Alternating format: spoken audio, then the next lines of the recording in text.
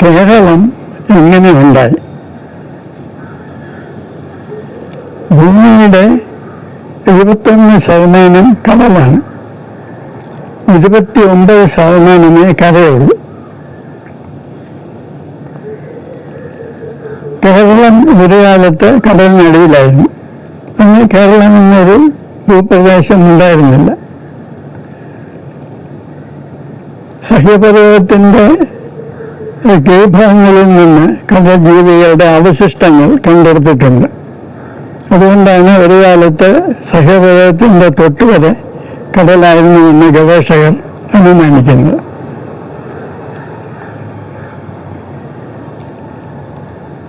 ഏതാണ്ട് 10,000 വർഷങ്ങൾക്ക് മുമ്പ് വരെ ഒരു ഐസ് ഏജ് ആയിരുന്നു. അതായത് അക്കാലത്ത് 10,000 വർഷങ്ങൾക്ക് മുമ്പ് ഭൂമിയുടെ ഭൂരിഭാഗം പ്രദേശങ്ങളും മഞ്ഞ് മൂടപ്പെട്ട് കിടക്കുകയായിരുന്നു. ഏതാണ്ട് 10,000 വർഷം മുമ്പാണ് ചൂട് കൂടാൻ തുടങ്ങിയത്. ഈ ചൂട് ആദ്യകാലത്ത് വളരെ പതുക്കെയാണ് കൂടാൻ തുടങ്ങിയത്.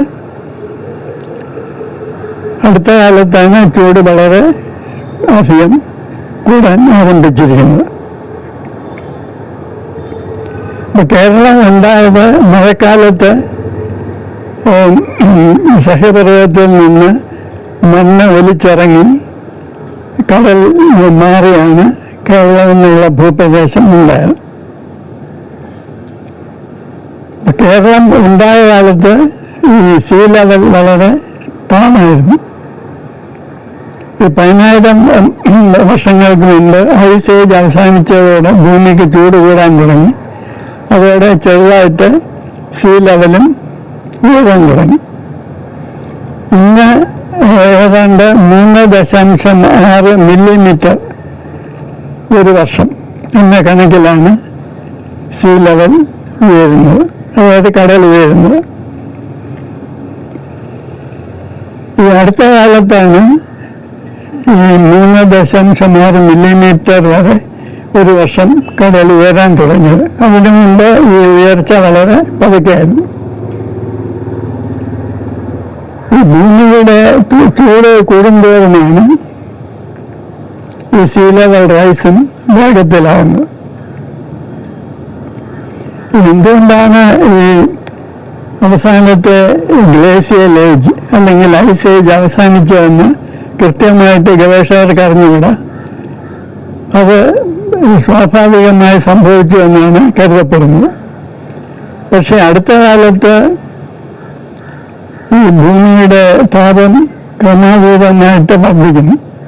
ഇപ്പോൾ ഭൂമിയുടെ ചൂട് കൂടുന്നത് ഒരു വർഷം 0.02 സെൽഷ്യസ് ആണ്. 1980 മുമ്പ് ഇതിൻ്റെ 1/3 ഉണ്ടായിരുന്നു. അപ്പോൾ അടുത്ത കാലത്ത് ക്രമീകൃതമായിട്ട് ഭൂമിയുടെ ചൂട് വർദ്ധിക്കാൻ കാരണം എന്താണ്? അത് മനുഷ്യൻ്റെ പ്രവൃത്തികളാണ് ഈ ചൂട് ക്രമീകൃതമായിട്ട് വർദ്ധിക്കാൻ കാരണമെന്നാണ് ഗവേഷകർ പറയുന്നത്. നമ്മളെന്തെങ്കിലും കത്തിക്കുമ്പോൾ അതുകൊണ്ട് ഭൂമിയുടെ ചൂട് കൂടും. കൂടാതെ എന്തെങ്കിലും കത്തിക്കുമ്പോൾ കാർബൺ ഡയോക്സൈഡ് തുടങ്ങിയ വാതകങ്ങൾ ഒരുപാട് ഉണ്ടാകും. ഈ കാർബൺ ഡയോക്സൈഡ് പോലെയുള്ള വാതകങ്ങൾ ഭൂമിയിൽ നിന്ന് ചൂട് എസ്കേപ്പ് ചെയ്യുന്നത് തടയും. അതായത് സൂര്യനിൽ നിന്ന് വരുന്ന ചൂട് ഭൂമിയിൽ തട്ടി തിരിച്ചു പോകാതെ ഇവിടെ തന്നെ ട്രാപ്പ് ചെയ്യപ്പെടും കാർബൺ ഡയോക്സൈഡ് തുടങ്ങിയ വാതകങ്ങൾ. ഇപ്പം നമ്മൾ എന്തെങ്കിലും ചപ്പ് കത്തിക്കുമ്പോൾ തന്നെ വളരെ ചെറിയ അളവിലാണെങ്കിലും ചൂട് കൂടും. കൂടാതെ കാർബൺ ഡയോക്സൈഡ് തുടങ്ങിയ വാതകങ്ങൾ ഒരുപാട് ഉണ്ടാകും. ഇതുകൊണ്ടും ഈ ചൂട് ട്രാപ്ഡാകും. പിന്നെ നമ്മൾ വണ്ടി ഓടിക്കുമ്പോൾ പെട്രോളോ ഡീസലോ ഒക്കെ ഉപയോഗിച്ച് അല്ലെങ്കിൽ ഗ്യാസ് ഉപയോഗിച്ച് വണ്ടി ഓടിക്കുമ്പോൾ കാർബൺ ഡയോക്സൈഡ് തുടങ്ങിയ വാതകങ്ങൾ ഒരുപാട് നമ്മൾ പുറപ്പെടുവിക്കുകയാണ്. പിന്നെ ഫാക്ടറികൾ, ഇതിൽ നിന്നൊക്കെ കാർബൺ ഡയോക്സൈഡ് പുറന്തള്ളപ്പെടുന്നു. ഇതെല്ലാം കൂടെ കൊണ്ട് ഭൂമിയുടെ ചൂട് വർദ്ധിക്കും. അങ്ങനെ ഒരു വർഷം 0.02 സെൽഷ്യസ് വെച്ച് ഇന്ന് ചൂട് കൂടിക്കൊണ്ടിരിക്കുകയാണ്. ചൂട് കൂടുന്നതനുസരിച്ച് ഈ ഐസ് ഉരുകുന്നതിൻ്റെ റേറ്റും കൂടും. അതായത് ഇന്നിപ്പോൾ ഏറ്റവും കൂടുതൽ ഐസ് ഉള്ളത് തുറങ്ങളിലാണ്. അവിടുത്തെ മഞ്ഞുപാളികളൊക്കെ ഉരുകി സീ ലെവൽ പെട്ടെന്ന് റൈസ് ചെയ്യും. അതുകൊണ്ടാണ് ഈ പല താഴ്ന്ന പ്രദേശങ്ങളിലും കടൽക്ഷോഭം ഉണ്ടാകുകയും കടൽ കയറി കരയെ വിഴുങ്ങുകയും ചെയ്യുന്നത്. അപ്പോൾ നമ്മളുടെ ഈ പ്രവർത്തനങ്ങൾ നിയന്ത്രിച്ചില്ലെങ്കിൽ ഈ പല താഴ്ന്ന ഭാഗങ്ങളും അതിവേഗം കടലിന് അടിയിലാവും. അപ്പോൾ പണ്ട് സഹ്യപർവ്വതത്തിന് പർവ്വതത്തിൽ നിന്ന് മണ്ണ് വലിച്ചിറങ്ങിയാണ് കേരളം ഉണ്ടായെങ്കിൽ ഇനിയിപ്പോൾ ഒരു റിവേഴ്സ് പ്രോസസ്സാണ് നടക്കാൻ പോകുന്നത്. അതായത് സീ ലെവൽ ഉയരുന്നതോടൊപ്പം ഈ കരയെ വീണ്ടും കടൽ നീങ്ങാൻ തുടങ്ങും. പിന്നെ ഇതിലും വലിയ ഒരു മാറ്റം സംഭവിച്ചുകൊണ്ടിരിക്കുന്നത് ചൂട് കൂടുന്നതനുസരിച്ച് കടലിലെ കൂടുതൽ വെള്ളം ആവിയാവും. അതുകൊണ്ട് മഴ വളരെ ശക്തമായിട്ട് പെയ്യും. കാലാവസ്ഥയ്ക്ക് വളരെ മാറ്റങ്ങളുണ്ടാകും. ഇതിന് ക്ലൈമറ്റ് ചേഞ്ച് എന്നാണ് പറയുന്നത്. ഇപ്പൊ ചൂട് ക്രമീകൃതമായി ഉയരുന്നതനുസരിച്ച് കാലം തെറ്റിച്ചുള്ള പേമാരിയും നാടുകളും ഉണ്ടാകും. അപ്പോൾ കൂടുതൽ ശക്തമായിട്ട് മഴ പെയ്യുമ്പോൾ കൂടുതൽ മണ്ണ് ഒലിച്ചിറങ്ങി. അപ്പോഴാണ് ഉരുൾപൊട്ടൽ പോലെയുള്ള സംഭവങ്ങൾ ഉണ്ടാകുന്നത്. ശക്തമായ പേമാരി പെയ്യുമ്പോൾ വെള്ളപ്പൊക്കം ഉണ്ടാകും. പണ്ടൊക്കെ ആണെങ്കിൽ വെള്ളം വലിച്ചു പോകാനായിട്ട് എല്ലാ സ്ഥലങ്ങളിലും ചെറിയ തോടുകളും ചാലുകളും മറ്റും ഉണ്ടായിരുന്നു. ഇപ്പൊ ജനപ്പെരുപ്പം ഉണ്ടായതോടെ ഇതെല്ലാം മൂടപ്പെട്ടു. എല്ലായിടത്തും വീടായി. എല്ലാവരും മതിൽ കെട്ടി തോടുകളും കൈത്തോടുകളും എല്ലാം അടച്ചു. അപ്പോൾ പിന്നെ വെള്ളത്തിന് ഒഴുകിപ്പോകാൻ നിവർത്തിയില്ല. അതുകൊണ്ട് ഒരു ചെറിയ മഴ പെയ്യുമ്പോൾ തന്നെ എല്ലാ സ്ഥലങ്ങളിലും വെള്ളപ്പൊക്കമാണ്. അപ്പോൾ ചൂട് കൂടുന്നത് കൊണ്ട് പേമാരി ഉണ്ടാകുന്നു. അതുകൊണ്ട്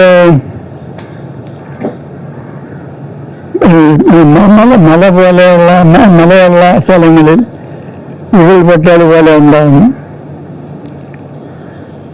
കൂടാതെ വെള്ളപ്പൊക്കം ഉണ്ടാകുന്നു. അപ്പൊ ഇതിൻ്റെയൊക്കെ അടിസ്ഥാന കാരണം ജനപ്പെരുപ്പം തന്നെയാണ്. പിന്നെ കേരളത്തിൽ ഉണ്ടായിരുന്ന പല വ്യവസായങ്ങളും കാർഷിക പരിപാടികളുമെല്ലാം നമ്മളുടെ സമരം മൂലം അടച്ചുപൂട്ടപ്പെട്ടു. പിന്നെ അവശേഷിച്ച 2 കാര്യങ്ങളാണ്. ഒന്ന് IT-യും 2 ടൂറിസവും. ഈ ടൂറിസം ലേബർ ഇൻസെൻറ്റീവ് അല്ല, ഇൻറ്റൻസീവ് അല്ല. അതിന് കുറച്ച് ജോലിക്കാരും മതി. ഇന്ന് തന്നെയെല്ലാം നമ്മുടെ രൂപയുടെ മൂല്യം കുറയുന്നത് കൊണ്ട് വിദേശികൾക്ക് കുറച്ച് പണം ചെലവിട്ട് ഇവിടെ നിന്ന് സുഖമായിട്ട് താമസിക്കാം. അതുകൊണ്ട് ടൂറിസം ഒരു ബൂമിങ് ബിസിനസ്സാണ്. അപ്പോൾ കേരളത്തിൽ ചൂട് ക്രമാതീതമായിട്ട് കൂടുന്നത് കൊണ്ട് ടൂറിസ്റ്റുകൾക്കെല്ലാം ഇഷ്ടം ഈ ഹൈറേഞ്ചിൽ പോയി മലമ്പ്രദേശത്ത് താമസിക്കുന്നതാണ്. അതുകൊണ്ട് മലമ്പ്രദേശങ്ങളിലെല്ലാം റിസോർട്ടുകൾ ക്രമാതീതമായിട്ട് കഴിഞ്ഞു. ഒരു റിസോർട്ട് വരിക എന്ന് പറഞ്ഞാൽ അവരുടെ സെപ്റ്റിക് ടാങ്ക് ഭൂമിയുടെ അടിയിലുണ്ടായിരിക്കും. അതിൽ നിന്നുള്ള റിസോർട്ടുകളിൽ നിന്നുള്ള വെള്ളം ധാരാളമായിട്ട് വെളിയിൽ വരും. അതിൻ്റെ കൂടെ പേമാരിയും കൂടെ ആകുമ്പോൾ ഉരുൾപൊട്ടൽ സാധാരണയാകും. പിന്നെ കേരളത്തിലെ എങ്ങും വസ്തു വാങ്ങിക്കാനായിട്ട് സാധാരണക്കാർക്ക് സാധിക്കില്ല. അവരെല്ലാം അവശേഷിച്ച